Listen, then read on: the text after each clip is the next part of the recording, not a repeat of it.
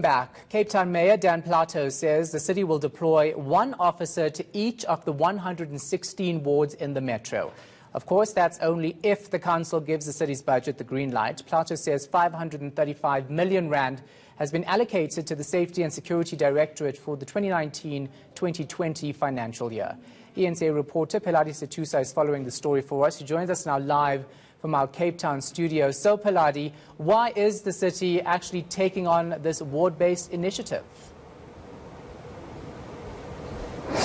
So, Shahan, initially we know that the Western Cape Province and the city of Cape Town have been fighting with national government for a few years now. They've been saying that there aren't enough resources on the ground when it comes to the number of policemen available in the province and in the city. So they are taking on this approach to try and fill the gaps where they can. So they do have law enforcement officials that they can deploy, and this is what this new budget's about. They want to deploy at least one officer in each ward to make sure that that officer can work hand to hand with neighborhood watches, with things like people involved with the walking bus, for instance. So grassroots safety initiatives that are currently already in place to make sure that those people can work together to make those arrests where the police are falling short. And let's just quickly take a listen to what powers will be extended to these ward-based law enforcement officers.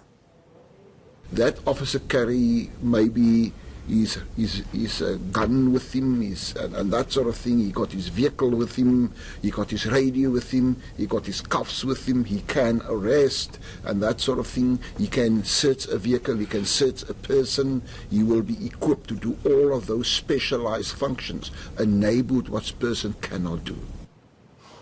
So tell us how exactly it's going to work, considering the vastness of these different wards.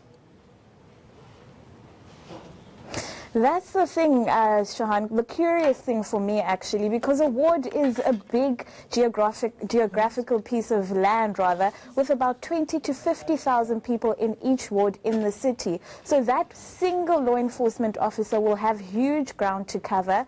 And, you know, they're telling us that they will be backed up by those neighborhood watches. They can call in SAPs as backup when they need. But essentially, they want this to roll out over the next few years so that they can bring in a lot more of those officers. So this year they'll start with one, they want two in the next financial year, 3, 4, 5, building up a unit of their own so that eventually they don't have to rely on the national department to give them some more resources, where they can in fact look to securing the city by themselves. So that's the ultimate goal, I think, that they want to achieve. We know that there is currently an intergovernmental dispute about those resources, but they're saying they can't wait for that to be resolved, which is why this is the way they're going.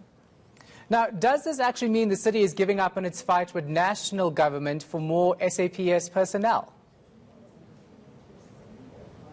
Absolutely not. So last week we heard Premier Alan Winde saying that he's still taking up that fight and that he will be escalating it as the months go by, and that it's his top priority because none of his goals will be realizable during his terms if Cape Townians and if people in the Western Province aren't safe. So they're continuing with that process, but this is again another stopgap to have something in place in the interim, because they have no idea how long that could take or what it will yield, if it will yield actually having more boots on the ground. So this is something that they can commit to financially for the next few years to ensure that they are doing something within their capacity and within their resource structure to make sure that they're keeping some of their wards safe at least.